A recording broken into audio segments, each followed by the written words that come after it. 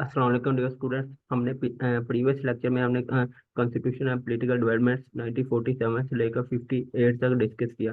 और आज हम अयूब खान का एरा पढ़ेंगे, उसके बाद यहिया खान, उसके बाद ज़ियाउल हक। डिस्कस करते हैं हम अयूब खान का टाइम पीरियड। सबसे पहले हमें ये आइडिया होना चाहिए अयूब खान का टाइम पीरियड कब तक था। अयूब खान का टाइम पीरियड जो था जो इसकी पैदाइश है आपको बता दो, डेट ऑफ बर्थ 907 में हुई थी। उसके बाद 1974 में इसकी वफात हुई है। उसके बाद जो टाइम पीरियड इसका स्टार्ट हुआ था, ये 7 अक्टूबर को प्राइम मिनिस्टर तो बन गया था। और गवर्नर जो थे प्रेसिडेंट वो सिकंदर मिर्जा थे। इसने मार्शल लॉ को पहला इम्पोज किया। उसके बाद फिर इसने इसको एक्साइल में भेज दिया था 27 अक्टूबर को। इसको डिसमिस करके खुद वो प्रेसिडेंट बन गया था। और जो इंडस वाटर ट्रीटी हुई थी ये 1960 में हुई थी। उसके अलावा अयूब खान के दौर में प्रेसिडेंशियल जो रेफरेंडम हुआ था। उसके अलावा ईओबी जो सिस्टम लेकर आया था, disqualification order, electoral body disqualification order. और ये एक और चीज 1959 में बेसिक डेमोक्रेसी भी इसने दी। और एक और चीज बताता हूँ इसमें, 1960 में इंडस वाटर ट्रीटी हुई, 1958 में एग्रीकल्चर रिफॉर्म लेकर आया, 1958 में ही पाकिस्तान ने आईएमएफ से लोन लिया था। और इसने फिर जमात इस्लामी को बैन भी किया और अरेस्ट किया था मौलाना मदूदी साहब को। अयूब खान के एरिया में सबसे पहले क्या चीज़ हो, ये इसने आइन बनाया सेकंड। जो हमारा पहला आइन था वो 1956 में था, 1956 में। जो सेकंड आइन था 1962 में। और इसमें भी एक चीज़ बताओ, ये 8 जून 1962 को इसने लागू इम्प्लीमेंट किया। उसके अलावा एक और चीज़ इसमें, जो ये जो सिस्टम था ये पार्लियामेंट्री ना था, ये प्रेसिडेंशियल फॉर्म थी। उसके बाद फिर रन ऑफ फौज का हुआ वाक़ा, ये साउथ और थरपारकर में। और इसमें एक और चीज, और 1965 में ऑपरेशन जबराल्टर स्टार्ट किया। उसके बाद 1965 में वार हुई। और इसके बाद फिर 1960 में जो 1965 में वार हुई, 1966 में ताशकंद एग्रीमेंट हुआ। पाकिस्तान के प्राइम मिनिस्टर जो प्रेसिडेंट थे, जो इंडियन प्राइम मिनिस्टर थे, वो यूएसएसआर गए, वहां पे इनकी नेगोशिएशन हुई। वहां पे फिर ये एग्रीमेंट हुआ था, ये ताशकंद एग्रीमेंट। उसके बाद फिर थर्ड कॉन्स्टिट्यूशन असेंबली बनी थी, ये आपको बता दूं। पहली जो बनी थी वो 1947 में। दूसरी कॉन्स्टिट्यूशन असेंबली जो आपको बता दूं 1955 में, 54 में डिसॉल्व कर दी थी, ये आपको बता दूं गुलाम मोहम्मद। और ये थर्ड कॉन्स्टिट्यूशन असेंबली बनी थी, और मार्च 1962 में। और इसमें जो स्पीकर थे मौलवी तमीजुद्दीन स्पीकर थे। ऑपोजिशन लीडर थे जो थे ना सरदार बहादुर खान थे, ये आपको बता दूं। और ये इसका जो एक और चीज बता दूं, 8 जून 1962 को अयूब हाल जो रावलपिंडी है ना, वो यहाँ पे हुआ। और इसने 1962 में जो पॉलिटिकल पार्टी एक्ट है ये भी पास किया था। ये भी इंपॉर्टेंट आता है। थर्ड कॉन्स्टिट्यूशन असेंबली का जो स्पीकर है इसका नाम क्या है, मौलवी तमीजुद्दीन। उसके अलावा जो ऑपोजिशन लीडर है इसका नाम क्या है, सरदार बहादुर खान। उसके अलावा फिर एक और चीज इसमें ये था। और एक और चीज जो इसने कॉन्स्टिट्यूशन दिया, ये आपको बताओ, इसने जो अपॉइंटमेंट किया था किस बंदे को हेड किया था, जो appointment of commission constitution head, किस बंदे ने ज्यादा बनाने में हेल्प की थी। वो सबसे पहले जो कमेटी का हेड था इसका नाम शहाबुद्दीन थे, 1960 में इसने किया। और अप्रैल में कॉन्स्टिट्यूशन को इसने रिपोर्ट सबमिट करवाई थी। और 8 जून को ये इम्प्लीमेंट हुआ। और इसमें टोटल आर्टिकल कितने, 250 थे। और चैप्टर कितने थे, पार्ट 12 थे। और शेड्यूल कितने थे, 3 थे। और इसी दौर में इसने काउंसिल ऑफ इस्लामी आइडियोलॉजी का इसी में हमारे आइन में था। और प्रेसिडेंशियल फॉर्म में 80,000 जो है ना मेंबर थे। 14,000 ईस्ट पाकिस्तान के, 40,000 वेस्ट पाकिस्तान के।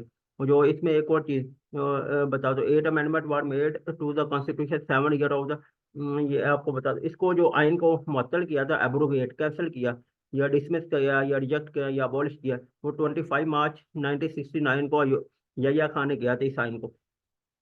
एक और चीज बता दो, यहिया खान ने क्या चीज दिया, सबसे पहले तो यहिया खान का लीगल फ्रेमवर्क ऑर्डर दिया, 30 मार्च 1970 को। और इसने 1 यूनिट का जो कंसेप्ट था ना 1955 में, इसने 1970 में यह खत्म कर दिया। और ये इसने पहले जो हमारे पास जनरल इलेक्शन हुए, ये 7 दिसंबर 1970 में हुए। इससे पहले कोई जनरल इलेक्शन नहीं हुए थे। जो पहली कॉन्स्टिट्यूशन असेंबली बनी या दूसरी कॉन्स्टिट्यूशन असेंबली या तीसरी बनी, वो जनरल इलेक्शन नहीं थे, ये आपको बता दो। एक और चीज, पीपी ने जो वन की थी ना 1970 में, इसमें 81 सीट्स, नहीं 81 सीट्स पीपल पार्टी ने जीती।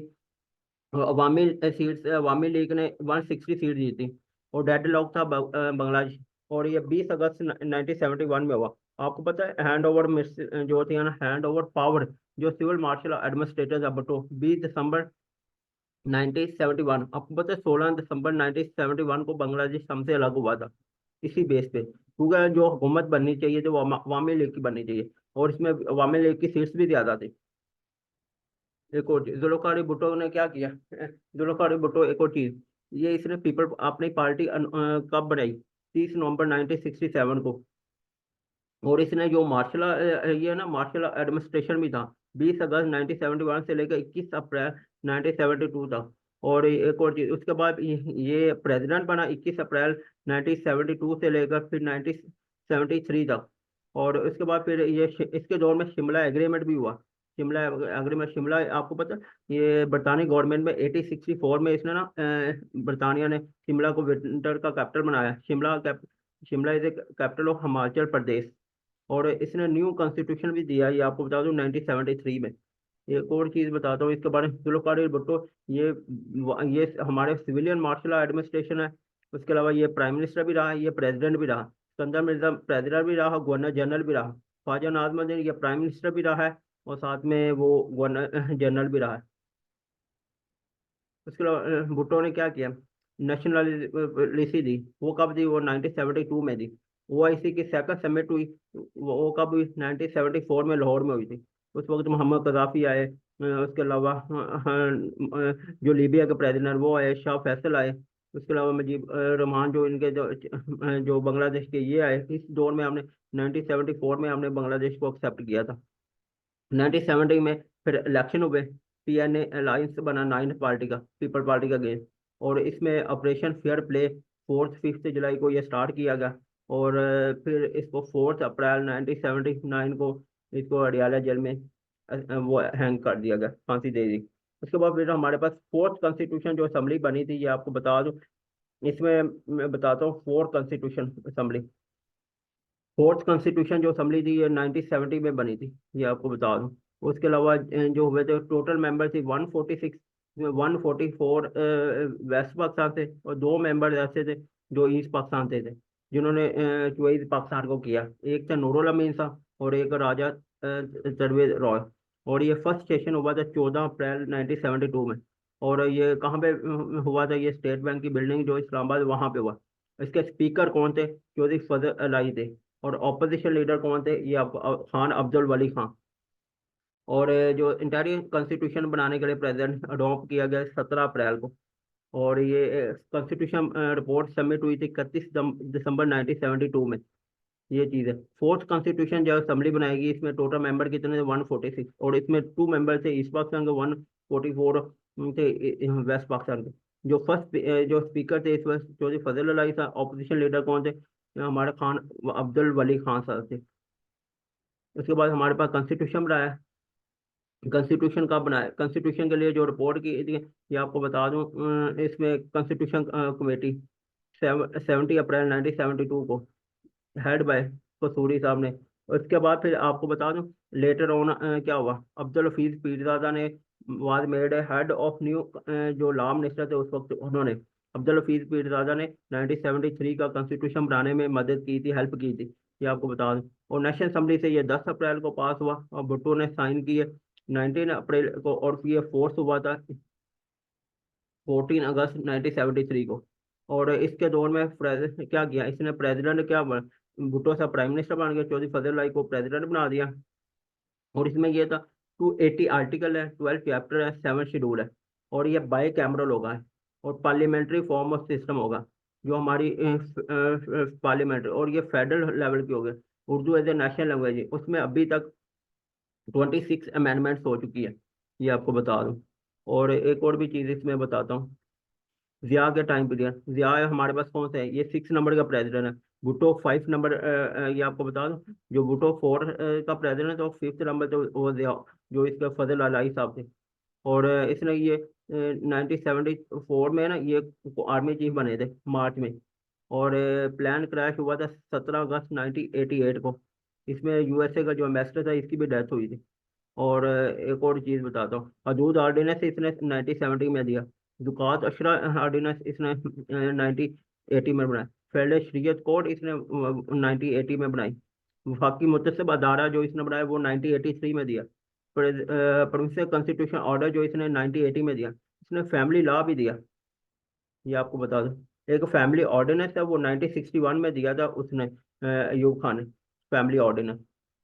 उसके अलावा जो जियाउल हक ने कंट्री किया फेडरल शरीयत कोड, मैं आपको पहले बता चुका हूँ। और इसने एक और चीज़, प्रेसिडेंशियल जो फॉर्म रेफरेंडम हुआ था 19 दिसंबर 1984 में हुआ था।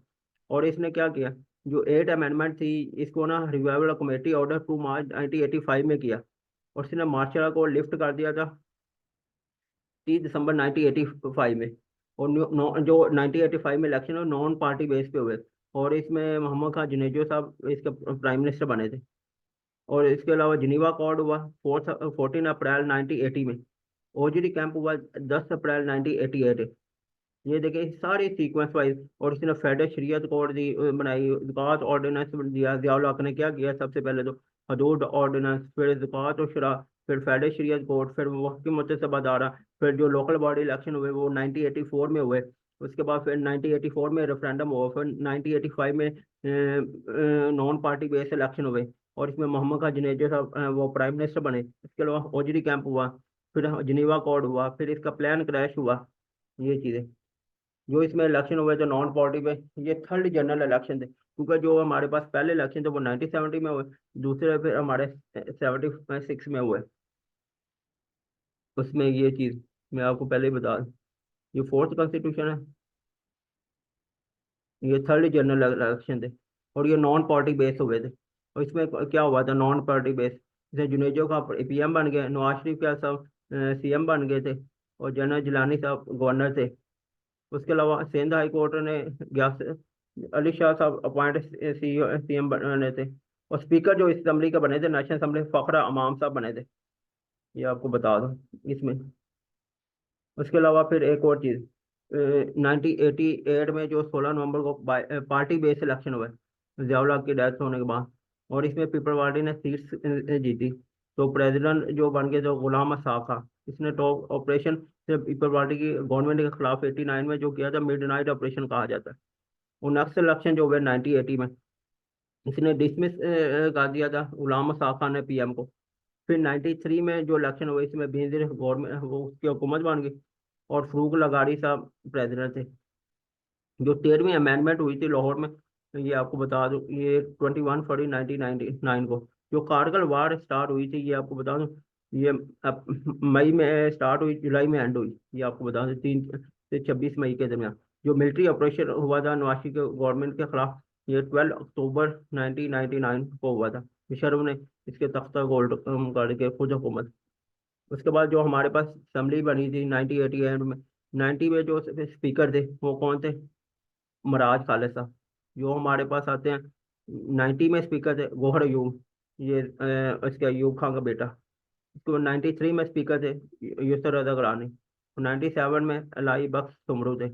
और जो 2002 से लेकर 8 तक कौन थे स्पीकर हमारे पास, अमर हुसैन थे, चौधरी अहमद हुसैन। आप ये देखें 1980 में जो स्पीकर थे उसका मराज खालिद था। फिर हमारे अयूब खान थे। और हमारे पास यूसर रजा गिलानी। और उसके बाद अलाई बख्श सुमरू ये। उसके बाद जो मुशर्रफ ने आया था, ये आपको बता दूं, ये 12 अक्टूबर 99 से लेकर 21 नवंबर 2000 तक ये चीफ एग्जेक्टिव रहा है। उसके बाद फिर इसने 7 ये आर्मी चीफ रहा है। ये कब तक रहा, 6 अक्टूबर 99 से लेकर 2007 तक, 28 नवंबर। ये 10वां प्रेसिडेंट था। और प्रेसिडेंट 20 जून 2001 से लेकर 18 अगस्त 2008 तक था, 2008 तक।